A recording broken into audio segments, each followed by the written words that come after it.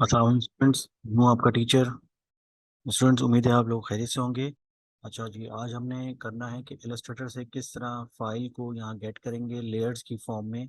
और हमने किस चीज़ को अपने वर्किंग में देखना है कि जब हम कोई चीज़ इलस्ट्रेटर में क्रिएट करें तो वो लेयर्स की फॉर्म में होनी चाहिए। या अगर आपको किसी क्लाइंट ने कोई लोगो दिया है तो उसको हम किस तरह ब्रेक करके आफ्टर इफेक्ट्स में लेकर आएंगे कि वो इजीली यहाँ पर एनिमेट हो सके। तो चलिए यहाँ स्टार्ट करते हैं। तो हम पहले आ जाते हैं इलस्ट्रेटर पे, स्विच करते हैं इलस्ट्रेटर पे।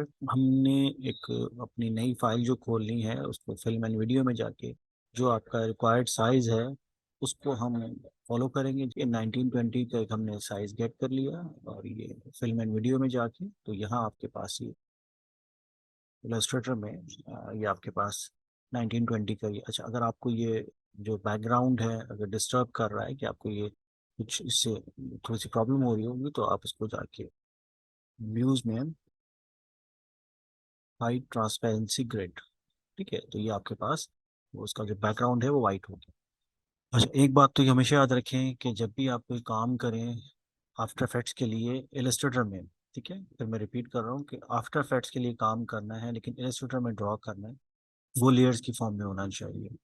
क्योंकि इलस्ट्रेटर में और फोटोशॉप में ये डिफरेंस है कि इलस्ट्रेटर में आपको लेयर्स बनाने की ज़रूरत नहीं पड़ती, वो एक मेन लेयर के अंदर आपकी सब लेयर्स क्रिएट कर रहा होता है। ठीक है, वो मैं आपको भी करके भी दिखाता हूँ।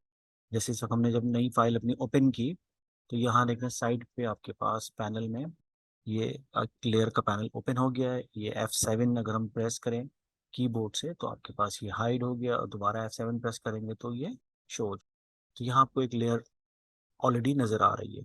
अब जैसे ही मैं कोई भी ऑब्जेक्ट क्रिएट करता हूँ, फॉर एग्जाम्पल मैंने इसको नन कर दिया आपकी फिलिंग को, कोई भी ऑब्जेक्ट मैं क्रिएट करता हूँ चाहे वो फिल की फॉर्म में हो या स्ट्रोक की फॉर्म में, जैसे ही मैंने ये ड्रैग किया तो यहाँ पर आपके पास एक ट्राइंगल बना हुआ आ गया। देखिए ना, ये एरो कह ले, ट्राइंगल तो नहीं, एरो बना हुआ आ गया आपके पास। इट्स मीन क्या है कि अगर मैं इसके एरो पे क्लिक करूंगा तो हम इसके पुल डाउन में चले जाएंगे तो यहाँ मेन लेयर के अंदर आपके पास एक और सब लेयर ऐड हो गई है। ठीक है, तो मेन लेयर आपकी ये है, इसके अंदर ये सब लेयर ऐड हो गई है। जो भी चीज़ें मैं क्रिएट करता रहूंगा चाहे वो पेन टूल के थ्रू हो, फिल हो या स्ट्रोक हो, देखिए ऑटोमेटिकली यहाँ पर ये, अगर मैं इसमें कलर भी ऐड कर दूं तो आपके पास देखें ये ऐड होगी। देखिए लेयर तो मेन हमारी ये आपकी मेन लेयर है, उसके अंदर ये आपकी सब लेयर्स क्रिएट होती हुई जा रही हैं। ठीक है, तो हमने इस चीज़ का ख्याल रखना है कि जब हम कोई चीज़ बनाएंगे तो वो हमेशा आपके पास जो चीज़ एनिमेट करनी है वो अलग सेपरेट लेयर में होनी चाहिए। कैसे? जैसे मैंने एक रेक्टेंगल ड्रॉ किया, हमारा डिज़ाइन ये है कि हमें बॉटम में कुछ रेक्टेंगुलर फॉर्म में वर्किंग करनी है। ये मैंने एक बना लिया, इसका कलर रेड दे दिया, ये आपके पास एक लेयर क्रिएट हो गई है। फिर हम एक न्यू लेयर लेंगे। तो न्यू लेयर के लिए अगर आप इसी में ही अपने लेयर के पैनल में बिल्कुल बॉटम पे आए तो आपको यहाँ न्यू लेयर का ऑप्शन आ रहा होगा जिसका शॉर्टकट है Ctrl L। अगर हम कीबोर्ड से Ctrl L प्रेस करेंगे तो ऑटोमेटिकली आपके पास एक नई लेयर अवेलेबल हो गया। पुरानी लेयर को फॉर सेफ साइड लॉक कर दिया करें। मैंने ये लॉक करी, उसके बाद एक मैंने और डिज़ाइन क्रिएट कर दिया। ज़्यादातर मैं रेक्टेंगुलर फॉर्म में काम कर रहा हूँ। इसका जो कलर है वो हमने थोड़ा सा लाइट ले लिया। देन फिर Ctrl L for new layer, इसको लॉक कर दिया।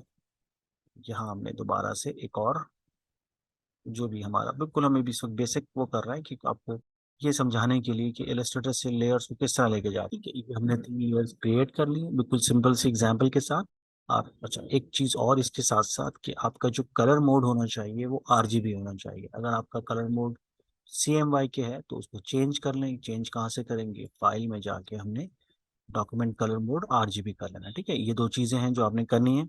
मतलब अगर CMYK है तो उसको RGB में कन्वर्ट करना है और अगर वर्किंग करेंगे तो हम लेयर्स की फॉर्म में करेंगे। ठीक है, यहाँ आप लेयर्स के नेम भी दे सकते हैं क्योंकि यहाँ नेम देंगे तो वहाँ पर भी आपके पास नेम के साथ अपेयर होंगे। वरना अगर आप ये इस तरह ले जाना चाह रहे हैं कि 1 2 3 के नाम से आ रही है तो सही ये भी है। ठीक है, तो ये हमने तीनों लेयर्स क्रिएट करनी है। बिल्कुल सिंपल सी एग्जाम्पल के साथ हम काम करते हैं। अब मैं इसको सेव कर दूंगा, फाइल सेव, और जहां भी आपने इसको सेव करना है, जैसे मैंने डेस्कटॉप पे सेव कर देना है, इसके नाम से कर देते हैं ठीक है, जैसे ही मैंने इसको सेव किया, ये सेव हो गई है। ठीक है, ओके कर देंगे। अब हम स्विच करेंगे अपने आफ्टर इफेक्ट्स पे। अब आफ्टर इफेक्ट्स में आएंगे तो यहाँ उसको हमने गेट करना है। तो इसके लिए क्या करेंगे, हम इंपोर्ट विंडो में इस प्रोजेक्ट में जाके इसको इंपोर्ट करेंगे। इंपोर्ट का शॉर्टकट हमारे पास कंट्रोल आई है, या फाइल में जाके इंपोर्ट। ठीक है, कंट्रोल आई इसका शॉर्टकट है, कंट्रोल आई किया। अब यहाँ भी आपकी फाइल रखी हुई है, जैसे हमने डेस्कटॉप पे रखी थी, तो ये बॉक्स के नाम से हमारे पास एक।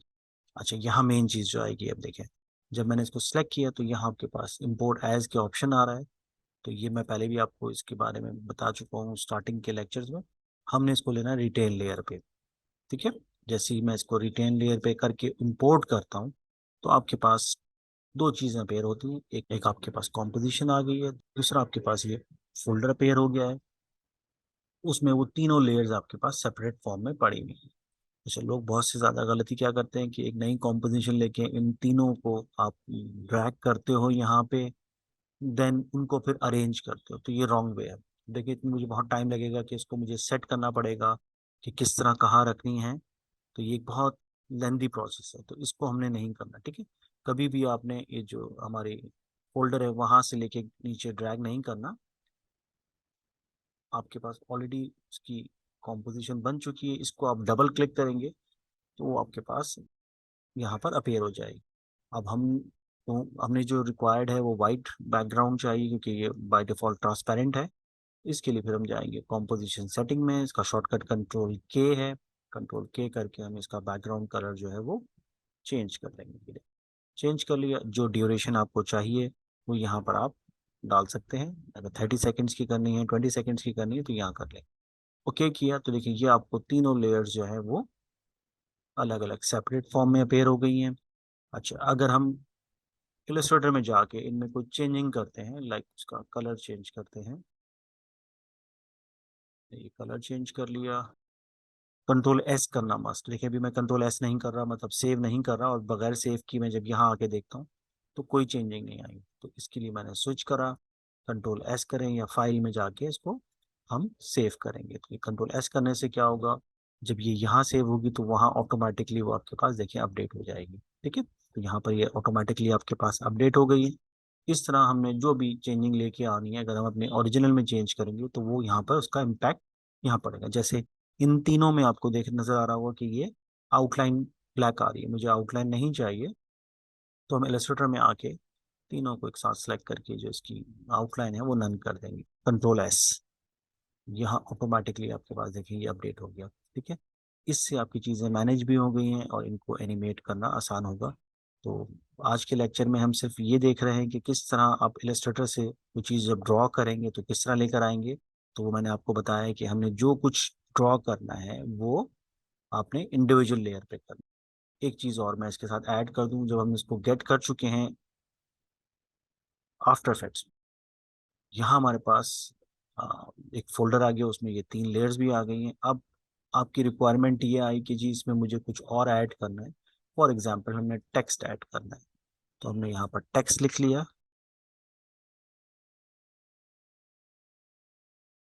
ठीक है, टेक्स्ट लिखने के बाद कंट्रोल ए, और इसके साइज को हमने इंक्रीज कर लिया। अब देखिए, मैं गलतियों के साथ बता रहा हूँ आपको, जो गलतियां लोग करते हैं, क्योंकि ये सबसे मेन चीज़ यही है। अब मैंने जो टेक्स्ट लिख दिया, अब जब मैंने टेक्स्ट लिखा है तो अब ये टेक्स्ट किस लेयर के साथ ऐड हो गया वो देखें। जब मैं इस वाली को ऑफ ऑन ऑफ करके देखता हूँ तो देखें ये तो टेक्स्ट इसके साथ ऐड हो गया, जो हमारा ये ब्लैक बॉक्स बना हुआ था, ये ब्लैक लाइन बनी थी उसमें ये ऐड हो गया। कंट्रोल एस करते हैं इसको हम। जब मैं कंट्रोल एस करूंगा और यहाँ आऊंगा तो देखिए अब ये जो टेक्स्ट है वो इस तरह आपके पास आ गया है। ठीक है, तो ये टेक्स्ट फॉर्म आ गई है, वो लाइन गायब हो गई है।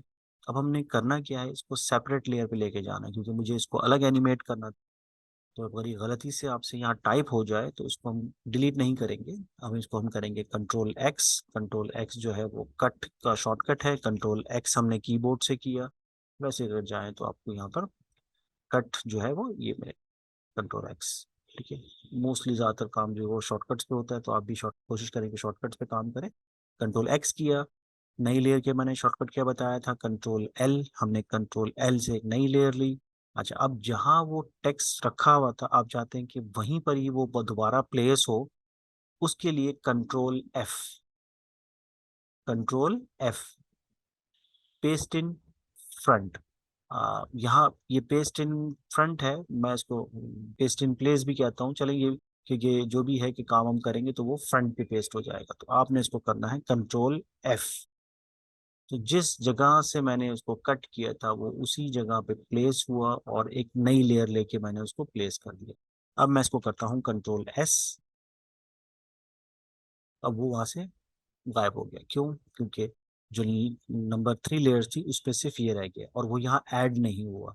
उसकी रीजन क्या है? ठीक है, रीजन ये है कि देखिए यहाँ तो मैंने लेयर बना ली है, और उसको जब मैंने कंट्रोल एस किया तो यहाँ पर ये लेयर रखी हुई है, लेकिन वहां नजर नहीं आ रही। उसकी रीजन ये है कि जब हम फर्स्ट टाइम इस जो हमारा वर्क था उसको लेके आए, उसने उस वक्त इन 3 लेयर्स को अपने पास गेट किया था इस फोल्डर में।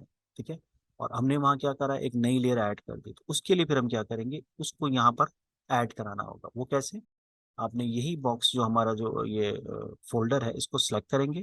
ठीक है, इसको सिलेक्ट कर लीजिएगा। उससे होगा क्या कि जो नई लेयर है वो यहीं पर ऐड हो जाएगी। ठीक है, तो इसको रखने के बाद, सिलेक्ट करने के बाद, कंट्रोल आई शॉर्टकट है इंपोर्ट का, जहां भी हमारा वो।